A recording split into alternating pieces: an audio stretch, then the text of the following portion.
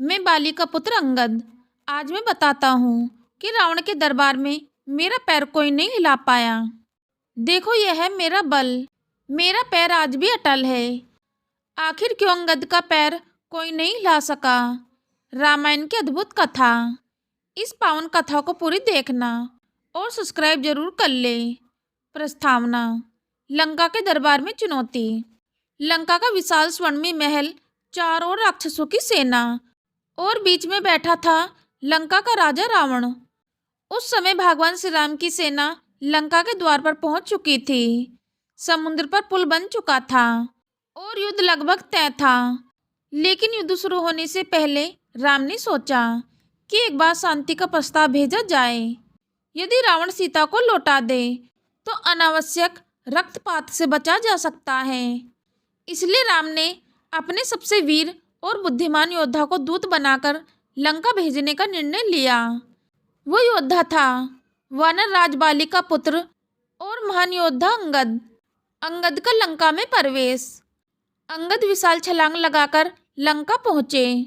उनकी आंखों में साहस था, चेहरे पर आत्मविश्वास और मन में केवल एक उद्देश्य, धर्म की स्थापना।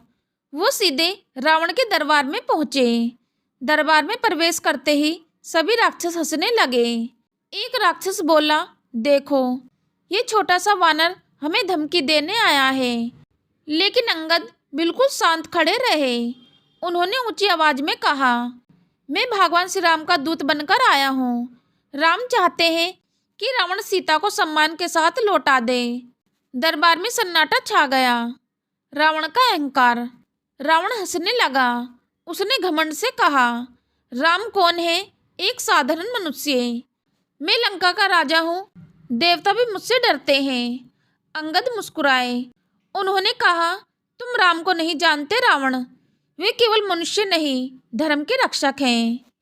अगर तुमने अभी भी सीता को वापस नहीं किया तो तुम्हारा विनाश निश्चित है। दरबार में क्रोध। अंगद की बातें सुनकर पूरा दरबार क्रोधित हो गया। कई राक्षसों ने तलवारें निकाल ली, लेकिन रावण ने हाथ उठाकर उन्हें रोक दिया। रावण ने कहा, अरे वानर, तुम्हें अपनी शक्ति पर इतना घमंड है। तुम्हें क्या लगता है कि तुम लंका की सेना से बचकर जा पाओगे? अंगद ने शांत स्वर में कहा, मैं यहाँ युद्ध करने नहीं आया हूँ। मैं केवल तुम्हें अंतिम चेतावनी देने आया हूँ। अंगद की चुनौती। फिर अचानक अंगद ने दरबार के बीच अपना एक पैर जमीन पर जमा दिया। उन्होंने कहा, अगर लंका में कोई भी योद्धा मेरा यह पैर हिला दे तो मैं मान लूंगा कि तुम लोग शक्तिशाली हो और मैं राम की सेना को वापस लौटने के लिए कह दूंगा। पूरा दरबार हंसने लगा। रावण ने कहा, इतनी सी बात? मेरे सैनिक तुम्हें अभी हवा में उड़ा देंगे। पहला प्रयास। एक विशाल राक्षस आगे आया।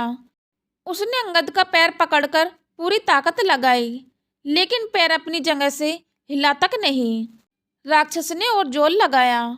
उसकी नसें फूल गई, चेहरा लाल हो गया, लेकिन पैर जरा भी नहीं हिला। दरबार में हलचल होने लगी। दूसरा प्रयास। अब कई राक्षस एक साथ आगे आए।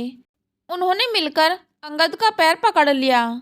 सबने पूरी ताकत लगाई, लेकिन आश्चर्य की बात यह थी कि पैर पत्थर से भी ज़्यादा मजबूत हो चुका था। जितनी ताकत लगाते पैर उतना ही स्थिर हो जाता। मेघनाथ भी असफल। अब रावण का सबसे शक्तिशाली पुत्र मेघनाथ आगे आया। वह महान योद्धा था। उसने देवताओं को भी हराया था। मेघनाथ ने अंगद का पैर पकड़कर पूरी शक्ति लगा दी, लेकिन कुछ भी नहीं हुआ। अंगद का पैर बिल्कुल अडिग था। अब पूरे दरबार में सन्नाटा छा गया। राक्षसों को विश्वास ही नहीं हो रहा था कि एक वानर का पैर पूरी लंका की सेना नहीं हिला पा रही थी। रावण का चेहरा गुस्से से लाल हो गया। रावण का प्रयास। अंत में सभ्य रावण उठकर आगे आया। उसने सोचा, मैं लंका का राजा हूँ। अगर मैं यह पैर नहीं हिला पाया तो मेरी प्रतिष्ठा खत्म हो जाएगी। रावण ने अंगद का पैर पकड़ने के लिए हाथ बढ़ाया, लेकिन तभी अंगद ने कहा, रुको रावण, अगर तुम्हें पैर पकड़ने ही है तो राम के चरणों को पकड़ो, शायद तुम्हारा कल्याण हो जाए। यह सुनकर पूरा दरबार स्तब्ध रह गया। अंगद का रहस्य। अंगद का पैर इसलिए नहीं हिल रहा था क्योंकि एक, उनमें अपने पिता बाली की अपार शक्ति थी। दो, उनके मन में धर्म और सत्य का बल था। तीन, सबसे बड़ा कारण था राम का आशीर्वाद। जब कोई व्यक्ति धर्म के लिए खड़ा होता है तो उसे भगवान की शक्ति मिल जाती है। अंतिम चेतावनी। अंगद ने रावण से कहा, यह केवल मेरा पैर है। अगर राम का बाण चल गया तो पूरी लंका हिल जाएगी। अभी भी समय है रावण, सीता को लौटा दो। लेकिन रावण का अहंकार बहुत बड़ा था। उसने अंगद की बात नहीं मानी। अंगद की वापसी। अंगद ने अपने पैर उठाया और विशाल छलांग लगाकर वापस राम की सेना में पहुंच गए। उन्होंने राम को सारी बात बताई। अब युद्ध निश्चित था और कुछ ही समय बाद लंका में भयानक युद्ध शुरू हुआ। इस कथा से मिलने वाली सीख। अंगद के पैर की कहानी हमें कई महत्वपूर्ण बातें सिखाती है। एक, धर्म की शक्ति सबसे बड़ी होती है।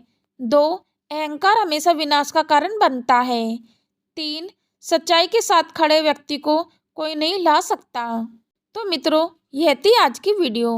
उम्मीद करती हूँ आज की वीडियो आप सभी को पसंद आई होगी। यदि वीडियो पसंद आई है तो वीडियो को लाइक करें, चैनल को सब्सक्राइब करें और नीचे दिए गए कमेंट बॉक्स में सच्ची श्रद्धा से जय श्री राम अवश्य लिख दें। धन्यवाद।